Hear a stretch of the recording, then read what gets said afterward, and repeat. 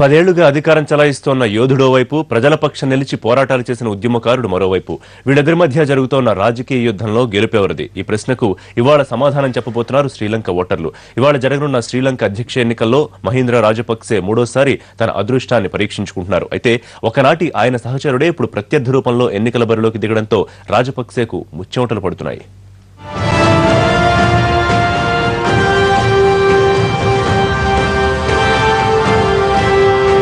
శ్రీలంక అధ్యక్ష ఎన్నికలకు సర్వం సిద్ధమైంది. లంక చరిత్రలోనే రాజకీయంగా ఈసారి అధ్యక్ష ఎన్నికలు అత్యంత ఉత్కంఠను రేపుతున్నాయి. గతేడాది అధ్యక్ష ఎన్నికల ప్రకటన వెలువడినప్పటి నుంచి అనేక హింసాత్మక ఘటనలు చోటు చేసుకోవడంతో పటిష్ట బందోబస్తు, అంతర్జాతీయ పర్యవేక్షకుల సమక్షంలో ఎన్నికలు నిర్వహిస్తున్నారు.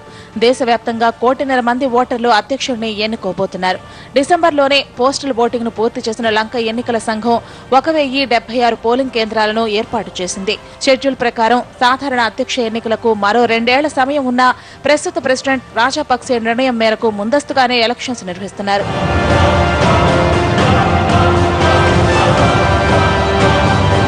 మహీంద రాజపక్సే, మైత్రిపాల సిరిసేన వీళ్ళిద్దరే అధ్యక్ష ఎన్నికల్లో ప్రధాన ప్రత్యర్థులు. యునైటెడ్ పీపుల్స్ ఫ్రీడమ్ అలయన్స్ తరఫున మహీంద రాజపక్సే మూడోసారి అధ్యక్ష ఎన్నికల బరిలో నిలిచారు.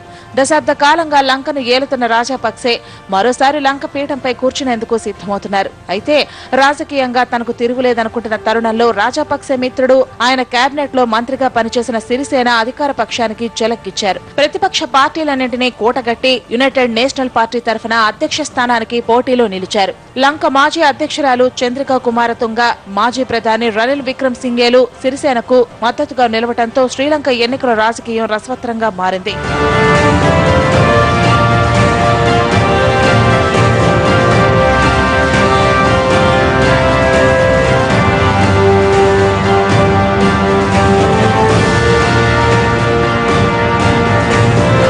రాజపక్సే, సిరిసేన ఇద్దరు హోరాహోరీగా ఎన్నికల ప్రచారం నిర్వహించారు. మన ప్రధాని మోడీ తరహాలో సేమ్ టు సేమ్ ఎన్నికల వ్యూహాన్ని అమలు చేసి సిరిసేన ప్రచారం నిర్వహించారు.